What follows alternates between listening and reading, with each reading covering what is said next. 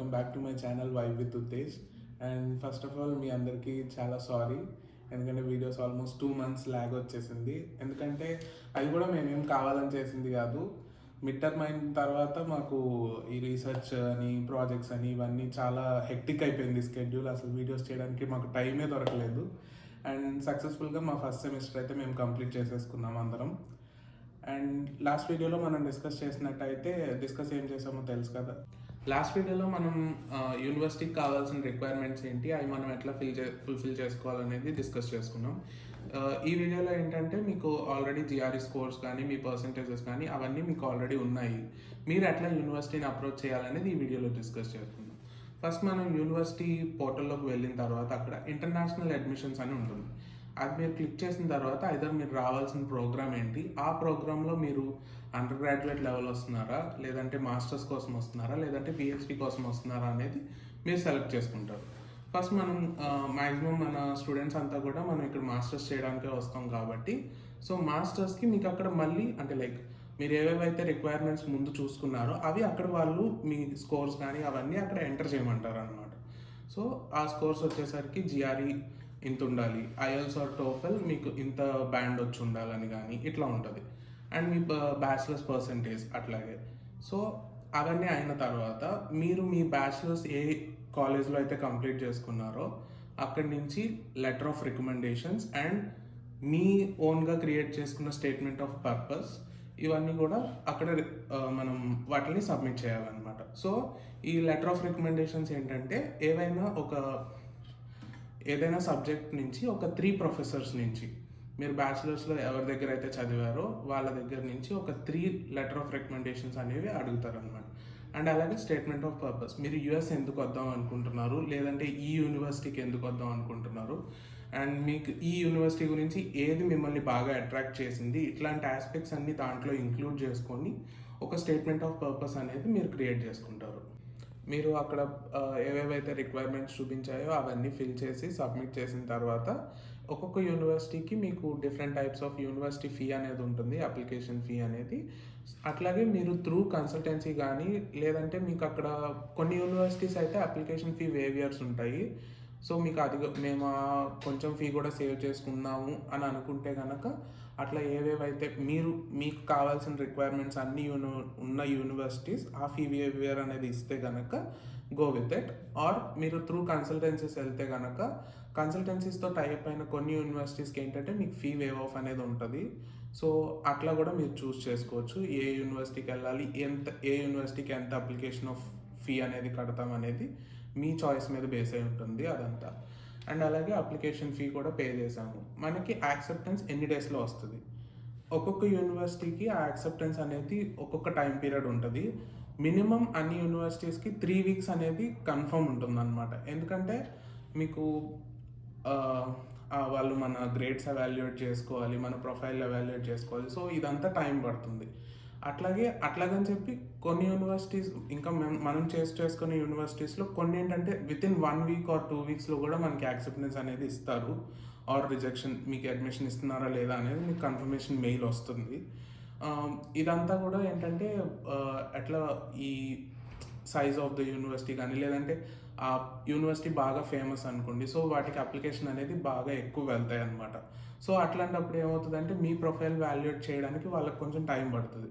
So ఈ factors అన్ని include చేసుకొని యూనివర్సిటీ నుంచి మనకు వచ్చే యాక్సెప్టెన్స్ లేట్ ఆర్ ముందు వస్తుంది, కానీ ఏదో ఒకటి కన్ఫర్మేషన్ మీకు రిజెక్షన్ అనేది మట్టికి కన్ఫర్మ్గా మెయిల్ అయితే వస్తుంది. సో ఆ టైం పీరియడ్ అనేది మీరు ఒక 3 weeksకి ముందు ఫిక్స్ అయి ఉండండి ఫస్ట్.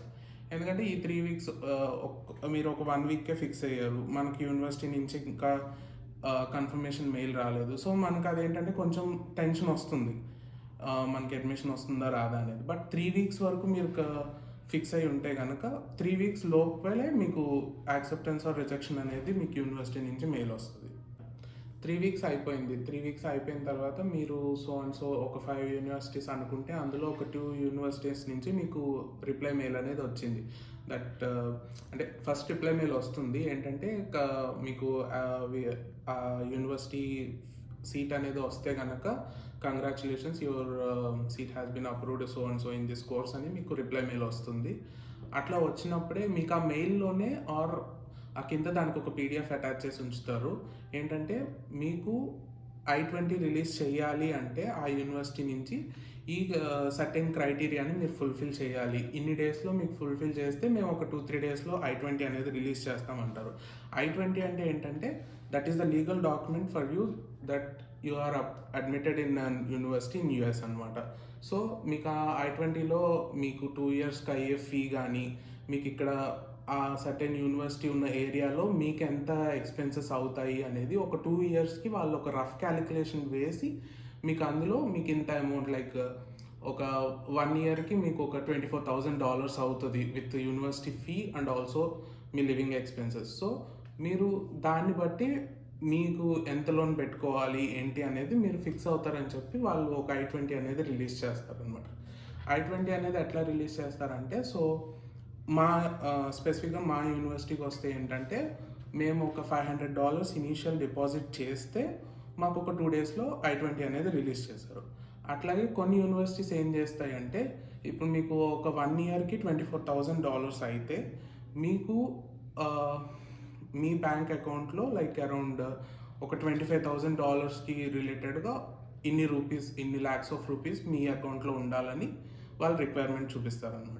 సో అది మనం ఆ అమౌంట్ అనేది మన దగ్గర ఉండి మనం అరేంజ్ చేసుకోగలిగితే సో మీరు ఆ బ్యాంక్ స్టేట్మెంట్ కానీ అఫిడవిట్ ఆఫ్ సపోర్ట్ కానీ మీరు మీ బ్యాంక్ నుంచి తెచ్చుకొని అది మీరు యూనివర్సిటీకి సబ్మిట్ చేస్తే ఒక 2 డేస్లో మీకు I-20 అనేది రిలీజ్ చేస్తారు. మీకు యూనివర్సిటీ నుంచి I-20 అనేది రిలీజ్ అయింది. I-20 రిలీజ్ అయిన తర్వాత మీరు ఇమీడియట్గా చేయాల్సిన పని ఏంటంటే మీ లోన్ ప్రాసెస్ అనేది స్టార్ట్ చేయడం. ఐదర్ మీరు ఒకవేళ మీ ఓన్గా మీరు లోన్ పెట్టుకొని రావాలి, లేదు మీకు బ్యాక్గ్రౌండ్లో అసెట్స్ ఉన్నాయి ఆర్ మీ ఫాదర్కి ఇంత అమౌంట్ ఉంది సో దాన్ని యూజ్ చేసుకొని రావాలనుకుంటే మీకు I-20 వచ్చిందగానే మీరు వీసా స్కెడ్యూలింగ్కి ప్రిపేర్ అయిపోతే సరిపోతుంది. ఇప్పుడు మీకు లోన్కి వెళ్ళాలి అని అనుకుంటే కనుక మీరు ఎప్పుడైతే I-20 వచ్చిందో మీరు I-20 తీసుకొని మీరు ఏ బ్యాంక్ అయితే వెళ్ళాలనుకుంటున్నారు సో అంటే లైక్ మీకు ఈ రిక్వైర్మెంట్ ఉంటుంది కదా, నాకు ఈ బ్యాంక్లో అయితే రేట్ ఆఫ్ ఇంట్రెస్ట్ తక్కువ, ఇక్కడైతే రేట్ ఆఫ్ ఇంట్రెస్ట్ అవన్నీ మీరు డిసైడ్ చేసుకొని ఒక బ్యాంక్ ఆర్ ఏదైనా ఒక ఫైనాన్స్ సర్వీస్ని మీరు అప్రోచ్ అవుతారు. అప్రోచ్ అయిన తర్వాత వాళ్ళు ఏంటంటే మీకు I-20 తీసుకొని వెళ్ళి మీరు ఏ యూనివర్సిటీకి వెళ్తున్నారు, ఎక్కడికి వెళ్తున్నారు అనే ఒక డాక్యుమెంటేషన్ వాళ్ళకి ఇస్తే లోన్ శాంక్షన్ అవుతుంది లేదు అనేది వాళ్ళు చెప్తారు. సో మీరు ఆ I-20 సబ్మిట్ చేసిన తర్వాత ఒక సర్టెన్ అమౌంట్ ఉంటుంది. కొన్ని ఫినాన్స్ సర్వీసెస్ కానీ బ్యాంక్స్ కానీ మీకు ఒక సర్టెన్ అమౌంట్ అనేది మనం ఆ బ్యాంక్కి కానీ లేదంటే ఫినాన్స్ సర్వీస్కి కానీ పే చేస్తే మీకు ఆ మీకు మన లోన్ శాంక్షన్ లెటర్ అనేది ఇస్తారనమాట. లోన్ శాంక్షన్ లెటర్ కూడా మీకు వీసాలో వన్ ఆఫ్ ద రిక్వైర్మెంట్. ఇప్పుడు ఏంటంటే లోన్ ఎట్లా ఆ శాంక్షన్ లెటర్ ఎట్లా వస్తుంది, ఇప్పుడు నేను తీసుకున్న ఫైనాన్స్ సర్వీస్ అయితే కనుక నేను తీసుకున్న లోన్ అమౌంట్లో ఒక 10% నేను పే చేస్తే వాళ్ళు నాకు శాంక్షన్ లెటర్ అనేది అప్రూవ్ చేశారనమాట. సో ఈ లోన్ శాంక్షన్ మనకి లోన్ దగ్గర ఏంటంటే శాంక్షన్ లెటర్ రావడం 1 వీక్ పడుతుంది. అట్లాగే ఈ శాంక్షన్ లెటర్ తీసుకున్న వెంటనే మనం ఇంకా వీసా స్కెడ్యూలింగ్కి మన ప్రాసెస్ అనేది స్టార్ట్ చేసుకోవాలి. సో వీసా డేట్ బుక్ చేసుకోవడం, డేట్ బుక్ చేసుకున్న తర్వాత DS-160 ఫిల్ చేసి సబ్మిట్ చేయడం, ఇవన్నీ కూడా మనం స్టార్ట్ చేయాలన్నమాట.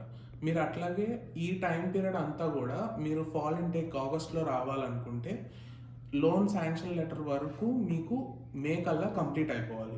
మేకి కంప్లీట్ అయిపోతే మీరు మేలో ఒక ఇంటేక్ ఉంటుంది, వాళ్ళ కోసం పోర్టల్ ఒక్కొక్కసారి ఓపెన్ అవుతుంది.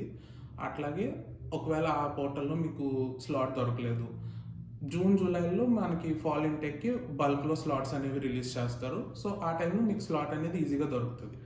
దొరికినప్పుడు మీరు వీసా స్కెడ్యూల్ అయిపోయిన తర్వాత వీసా ఇంటర్వ్యూ అవ్వంగానే మీరు ఫస్ట్ చేయాల్సిన పని ఏంటంటే మీకు శాంక్షన్ అయిపోయింది వీసా కూడా. సో వీసా వచ్చేయగానే మీరు చేయాల్సిన పని ఏంటంటే లోన్ ప్రాసెస్ని ఫస్ట్ మీరు ఇనిషియేట్ చేయాల్సింది లోన్ ప్రాసెస్.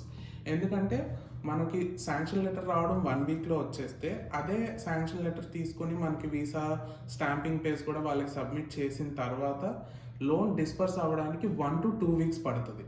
ఆ ప్రాసెస్ అనేది మీరు ఎంత కంగారు పెట్టినా వాళ్ళైతే చేయడం ఒక 2-3 డేస్లో అయ్యే పని అయితే కాదు. ఖచ్చితంగా 2 వీక్స్ ఆర్ 1 వీక్ ఖచ్చితంగా పడుతుంది. సో మీరు ఫస్ట్ చేయాల్సిన పని ఏంటంటే లోన్ డిస్బర్స్మెంట్ అనేది స్టార్ట్ చేయించడం. అక్కడ కూడా మీకు చాలా డాక్యుమెంట్స్ అడుగుతారు. అండ్ మీ ఫాదర్ ఆర్ మీరు ఎవరి బేస్ మీద అయితే లోన్ తీసుకుంటున్నారో వాళ్ళన్ని ఫైనాన్షియల్ డాక్యుమెంట్స్ ఇవన్నీ కూడా మీరు అక్కడ సబ్మిట్ చేయాల్సి వస్తుంది. అది సబ్మిట్ చేసిన తర్వాత కూడా ఒక 2 to 3 days వర్క్ ఉంటుంది. ఆ తర్వాతే మన అకౌంట్లోకి అమౌంట్ అనేది డిస్పర్స్ అవుతుంది.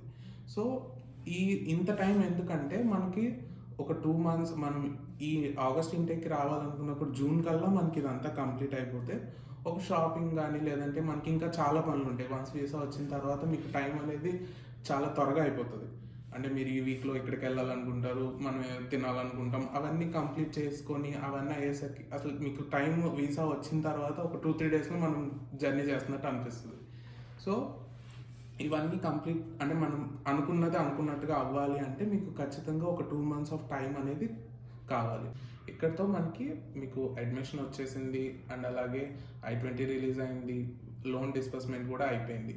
లోన్ డిస్బర్స్మెంట్ అయిన తర్వాత మీరు ఇంకా నెక్స్ట్ చేయాల్సింది ఏముంది, the final step visa interview. Visa ఇంటర్వ్యూకి ఎట్లా ప్రిపేర్ అవ్వాలి అండ్ మీరు ఏ డాక్యుమెంట్స్ తీసుకెళ్ళాలి ఇవన్నీ కూడా నెక్స్ట్ వీడియోలో చూద్దాం. ఈ వీడియో మీకు నచ్చినట్టయితే like, share and subscribe to my channel vibe with Uttej.